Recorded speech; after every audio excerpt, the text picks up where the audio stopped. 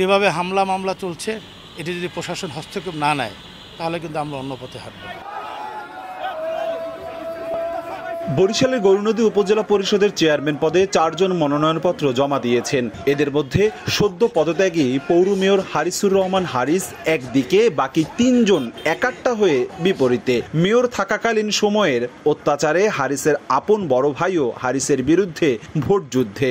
অভিযোগ উঠেছে দিশেহারা হয়ে প্রতিপক্ষ 3 প্রার্থীর কর্মীদেরই লাগাতার হুমকি ধামকি দিয়ে সবশেষ বৃহস্পতিবার মহিলারা ইউনিয়ন চেয়ারম্যান সহ 3 জনকে কুপিয়ে জখম করেছেন হারিসের ক্যাডার বাহিনী। এ সময় হারিস বাহিনীর এক নেতাও গুলিবিদ্ধ হন।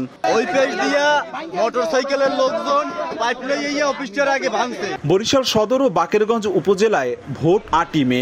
শেষ মুহূর্তে বরিশাল সদরে প্রতি রাতেই সংঘর্ষের খবর পাওয়া যাচ্ছে। প্রার্থী SM জাকিরের 5 জন কর্মীকে কুপিয়ে জখমের অভিযোগ প্রতিপক্ষ খান মামুনের অনুসারীদের বিরুদ্ধে। আহতরা শেরেবাংলা মেডিকেলে চিকিৎসা নিচ্ছেন। পুলিশ গ্রেফতার করেছে জাগুয়া ইউপি মেম্বার সহ আরো 2 জনকে। 1, 2, 3 ঢাকায় জমি জিতে নিন 100% ক্যাশব্যাক সহ 20 কোটি টাকার পুরস্কার। আমরা প্রশাসনকে অনুরোধ করব আপনারা যেভাবে হোক বরিশালের জন্য সুন্দরভাবে নির্বাচন হয় এবং যারা সন্ত্রাসী কর্মকাণ্ড করছে তাদের বিরুদ্ধে যেন ব্যবস্থা নেয়। বরিশাল সদরের উপজেলার জন্য কোনো আলাদা প্রজেক্ট করে এইসব রাস্তাঘাট, ব্রিজ, কালভার্ট এগুলি করা যায় কিনা সেই চেষ্টাটাই থাকবে। তীব্র তাপদাহ উপেক্ষা করে বরিশাল সদর উপজেলায় 5 জন প্রার্থী সকাল থেকে মধ্যরাত পর্যন্ত প্রচারণা চালাচ্ছেন। সবাই আওয়ামী লীগের রাজনীতির সাথে জড়িত। ভোটাররা চাইছেন সুষ্ঠু ভোটের পরিবেশ। পছন্দের প্রার্থীকে যেন ভোট দিতে পারি তাই আশাবাদ নিয়ে আছি।